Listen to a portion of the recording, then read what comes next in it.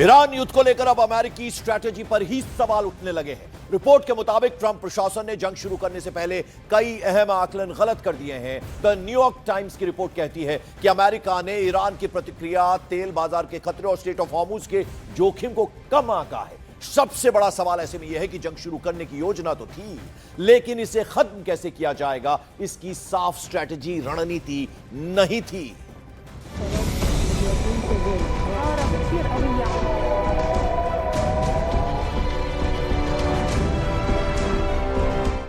क्या ईरान पर हमला अमेरिका की भूल बन गया है? क्या ईरान के खिलाफ इजराइल अमेरिका की जंग नासूर बन जाएगी? क्या ईरान की ताकत को भांपने में गलती कर बैठा ट्रंप प्रशासन? ईरान में 5 गलतियों में फंस गया इजराइल और अमेरिका।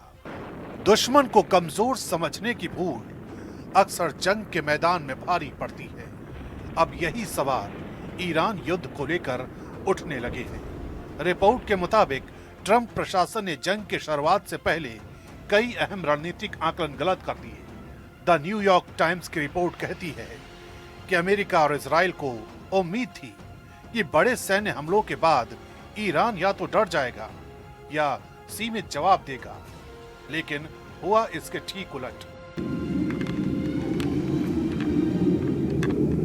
ईरान ने मिसाइल, ड्रोन और अपने प्रॉक्सी नेटवर्क के जरिए कई मोर्चों पर जवाबी कार्रवाई शुरू कर दी।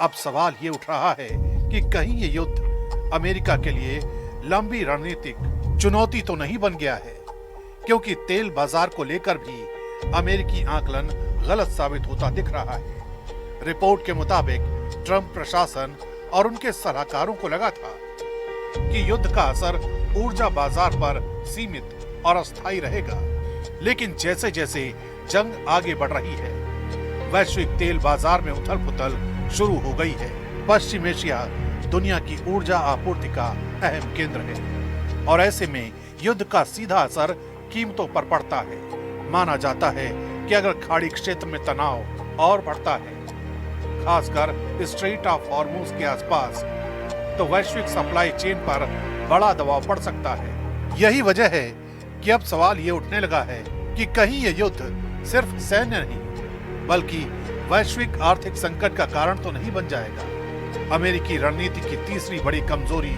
स्ट्रेट ऑफ हॉर्मुज को लेकर सामने आई है। रिपोर्ट बताती है कि अमेरिकी योजना में यह मान लिया गया था कि ईरान वैश्विक तेल आपूर्ति को बाधित करने जैसा कदम नहीं उठाएगा, लेकिन हालात कुछ और ही इशारा कर रहे हैं। खाड़ी क्षेत्र में जहाजों को लेकर खतरे की चेतावनियां बढ़ गई हैं और ईरान की तरफ से समुद्र में माइन बिछाने जैसे संकेत भी सामने आए हैं। दुनिया के बड़े हिस्से का कच्चा तेल इसी समुद्री रास्ते से गुजरता है। ऐसे में अगर यहाँ संकट गहराता है तो इसका असर सिर्फ क्षेत्रीय नहीं बल्कि पूरी वैश्विक ऊर्जा सप्लाई पर पड़ सकता है। यही वजह है कि अब स्ट्रेट ऑफ हॉर्मुज सिर्फ समुद्री रास्ता नहीं बल्कि इस पूरे युद्ध का सबसे संवेदनशील रणनीतिक मोर्चा बनता जा रहा है। अमेरिकी रणनीति की चौथी बड़ी गलती रेजिम चेंज को लेकर भी बताई जा रही है। दावा है कि ट्रंप प्रशासन को उम्मीद थी कि बड़े सैन्य हमलों के बाद ईरान की सत्ता तेजी से कमजोर पड़ जाएगी। आकलन ये था कि लगातार हमलों से तेहरान के सत्ता के ढांचे में दरार पड़ जाएगी और सरकार दबाव में आ जाएगी, लेकिन जमीनी हालात ने इस आकलन को गलत साबित कर दिया। ईरान की राजनीतिक और सैन्य संरचना उम्मीद से कहीं ज्यादा संगठित और मजबूत निकली। शासन तंत्र तुरंत डगमगाने के बजाय एक्टिव होकर जवाबी रणनीति बनाने में जुट गया। यही वजह है कि अब सवाल ये उठ रहा है कि क्या युद्ध की शुरुआत में ईरान की आंतरिक ताकत और राजनीतिक स्थिरता को सही ढंग से नहीं समझा गया। लेकिन अमेरिका की गलतियों की कहानी यहीं तक नहीं थमती। द न्यूयॉर्क टाइम्स की रिपोर्ट के मुताबिक 5वीं गलती थी एग्जिट स्ट्रेटेजी, यानी जंग शुरू करने की रणनीति तो थी, लेकिन इसे खत्म करने का रास्ता साफ नहीं था।